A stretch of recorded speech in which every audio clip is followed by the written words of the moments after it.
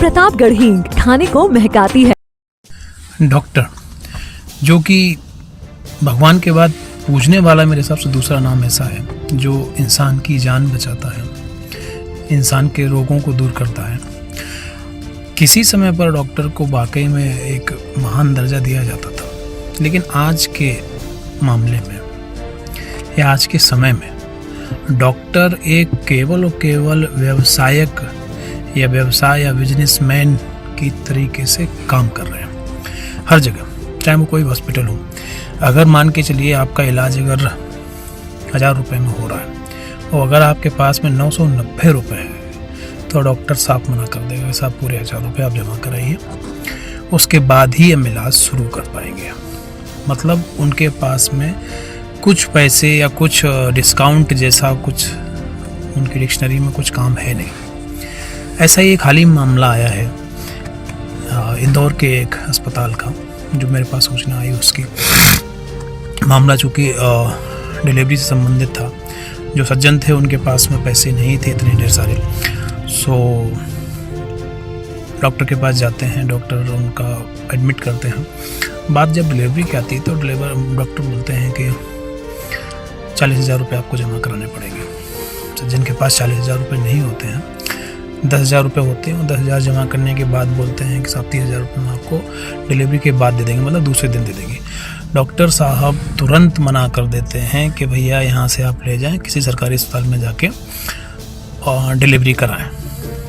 अब मामला वो इतना गंभीर कि जो उनकी धर्मपत्नी थी वो ऑपरेशन थिएटर में बैठी हुई है और बाहर डॉक्टर बार्गेनिंग करने में लगा हुआ है। खूब देर 10-15 मिनट तक ये मामला चलता है।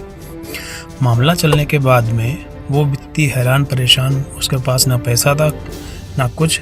पैसा उसका दूसरे दिन आने वाला था, ये उसका पक्का था, ये उसने बोला भी था कि दूसरे दिन में पैसे जमा करा दूंगा, लेकिन डॉक्टर साहब मानने को तैयार नहीं। वहाँ जो उनकी धर्मपत्नी थी वो लेटे हुए थे ऑपरेशन थिएटर में, और यहाँ वो दर्द से पीड़ित भी थी, करा भी रही थी।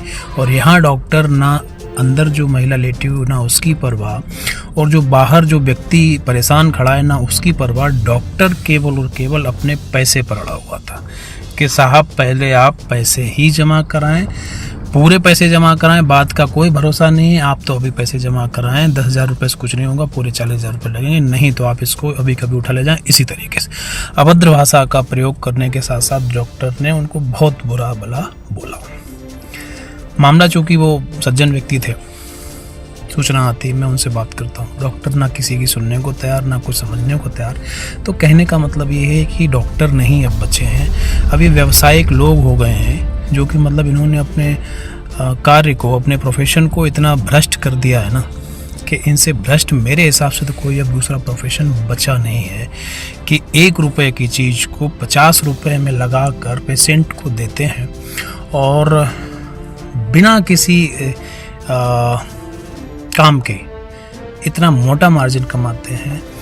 इनके ऊपर कहीं ना कहीं लगाम लगना चाहिए, ऐसा मेरा मानना है। नहीं तो जैसे वो व्यक्ति परेशान हुए थे वैसे ही पता नहीं कितने ही लोग देश भर में परेशान हो रहे होंगे और होते ही हैं। क्योंकि ये एक ऐसी समस्या है कि कोई व्यक्ति हंसी खुशी तो अस्पताल नहीं जाता है, कोई व्यक्ति हंसी खुशी तो नहीं डॉक्टर से मिलने जाता अपनी समस्याओं को लेकर, और डॉक्टर लेकिन उनकी समस्याओं को 4 गुना और बढ़ाकर इतना विवश कर देते हैं पेशेंट को कि वो व्यक्ति अपना घर ज़मीन जायदाद बेचने तक उतारू हो जाता है। और क्यों ना हो, क्योंकि जान पर बनाती है। लेकिन वहाँ कहीं ना कहीं डॉक्टर का जो मन है, जो हृदय है, वो नहीं उनका पसीजता है। उनको केवल और केवल पैसे से मतलब है कि आप पैसा नहीं जमा कराएंगे तो आपका हम इलाज कर नहीं पाएंगे।